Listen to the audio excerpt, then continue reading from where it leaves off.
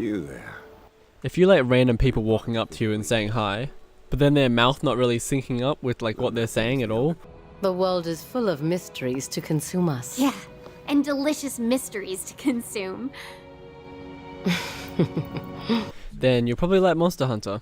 So far, I'm having a lot of fun with the game at the moment. There are many different lovable characters in the game, and there are many different ways to customize your armor and weapons, so you can never get bored of the same thing.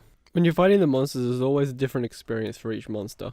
Every monster is very unique in the way you have to fight them, and you have to avoid every attack, because every attack could be critical. When fighting them, you can always chop off their limbs or tails. Monster Hunter World is very interactive when hunting or fighting monsters. The environment around you can be used to take them down. The leveling up system in Monster Hunter is one of the best ones I've seen so far. Leveling up in this game, you get to choose yourself by choosing what weapons you get, how to upgrade them, and what armor you need. And when fighting different monsters with different elements, you get to choose if you want to fight it with that element or you want to stay with the armor that you had before. There's so many monsters in this game, you can't count them all.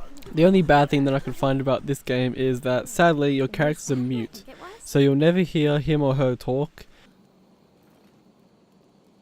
When customizing your armor, you can choose from a different assortment of materials from different monsters you've slain in the past, and special event materials that gives you one of the higher classes of armor. Once you get to the higher levels, there is a much more wider selection of different armors you can make, and they are much more powerful.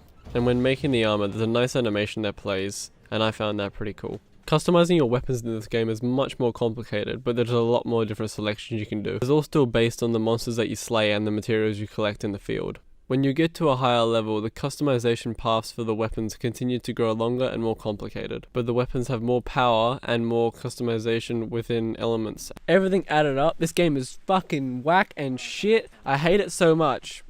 8 out of 10.